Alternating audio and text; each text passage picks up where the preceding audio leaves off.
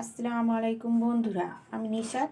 আজকে আবার একটা রান্নার রেসিপি নিয়ে আপনাদের সামনে চলে এসেছি। তো বন্ধুরা, কাছে দূরে দেশ বিদেশে যেখান থেকে আমার এই ভিডিওটা দেখছেন, সবাইকে আমার তরফ থেকে অনেক অনেক ভালোবাসা, অভিনন্দন। তো বন্ধুরা, আজকে আমি 5 রকমের সবজি দিয়ে নিরামিষই একটা রেসিপি বানিয়ে আপনাদের সঙ্গে শেয়ার করব। তার সঙ্গে বড়ি তো অবশ্যই আছেন। আপনারা পুরো ভিডিওটা দেখতে থাকুন। তো এদিকে আমি কড়াটা বসিয়ে দিয়েছি, কড়াটা গরম হয়ে গেছে। এবারে আমি একে একে সমস্ত সবজিগুলো ভেজে নেব। তার প্রথমে আমি গাজরগুলো ভেজে নেব। তো আমি অল্প করে লবণ আর অল্প একটু হলুদ দিয়ে গাজরটাকে ভেজে নেব। গাজরটা আমার ভাজা হয়ে গেছে, এবার গাজরগুলো আমি তুলে নেব। এবার আমি ছিমগুলোকে ভেজে নেব।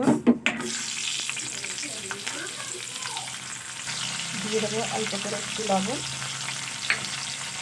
আর হলুদ। সিমগুলোকে আমি একই রকমভাবে ভেজে নেব। সিমগুলোও আমার ভাজা হয়ে গেছে, এগুলো আমি তুলে নেব। এবারে পেঁয়াজ কলিগুলো ভেজে নেব একই রকমভাবে। পেঁয়াজ কলিগুলো আমার ভাজা হয়ে গেছে, ওগুলোও আমি তুলে নেব। কুমড়োগুলোকেও আমি একই পদ্ধতিতে ভেজে নেব। কুমড়োগুলোও আমার ভাজা হয়ে গেছে, এগুলোও আমি তুলে নেব। এবারে আমি আলুগুলোকে ভেজে নেব। আলুগুলোকেও আমি খুব সুন্দর করে লাল লাল করে ভেজে নিয়েছি, আলুগুলোকে আমি তুলে নেব। তো আলুগুলো তুলে নিয়ে আমি বেগুনগুলোকেও একরকম পদ্ধতিতে ভেজে নিচ্ছি।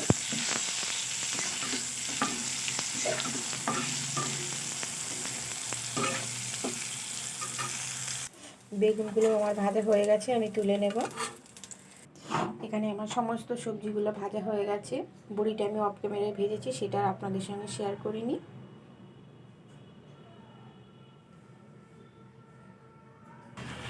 আমার সমস্ত সবজিগুলো ভাজা হয়ে গেছে। আমি কড়াতে আবারও একটু সর্ষের তেল দিয়ে দিয়েছি।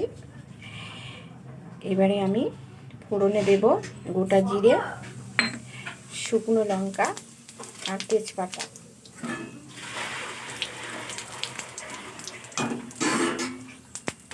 ফোড়নটা আমার হয়ে গেছে, এবারে দিয়ে দেবো জিরে আর কাঁচা লঙ্কা বাটা আর আদা বাটা। জিরে কাঁচা লঙ্কার আদাটা আমি 2-4 মিনিট একটু তেলে ভেজে নেব, যাতে কাঁচা গন্ধটা চলে যায়। সব কিছু আমি 2-4 মিনিট মতো তেলে ভেজে নিয়েছি, কাঁচা গন্ধটাও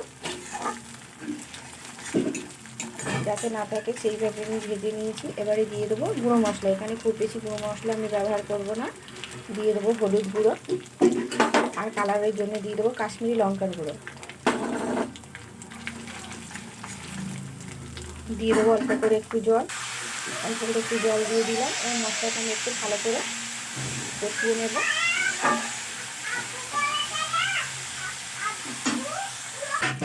মশলাটা আমার খুব ভালো করে কষানো হয়ে গেছে, মশলাটাকে তেলে ছেড়ে দিয়েছে। এবার আমি দিয়ে দেবো ভেজে রাখা আলুগুলো। প্রথমে দিয়ে দেবো আলুটা একটু মশলার সঙ্গে মিশিয়ে নেব। এরপরে আমি দিয়ে দেবো ভেজে রাখা কুমড়োগুলো। কুমড়ো আর আলু আর একটু মশলার সঙ্গে ভালো করে আমি কষে নেব।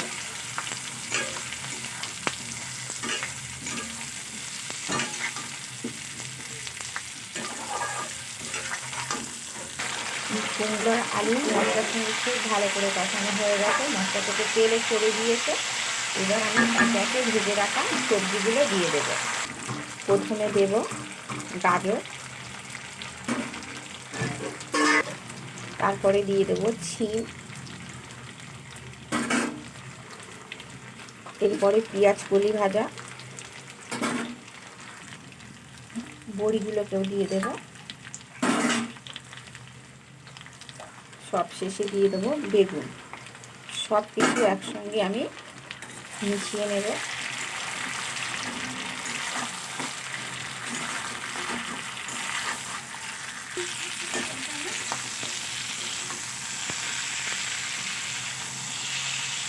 আমি সবজিগুলো ভাজার সময় তো লবণ দিয়েছিলাম, আমি আরেকটু লবণ দিয়ে দেব।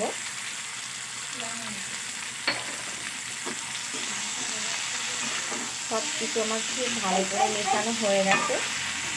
এরপরে দিয়ে দেবো পরিমাণ মতো জল।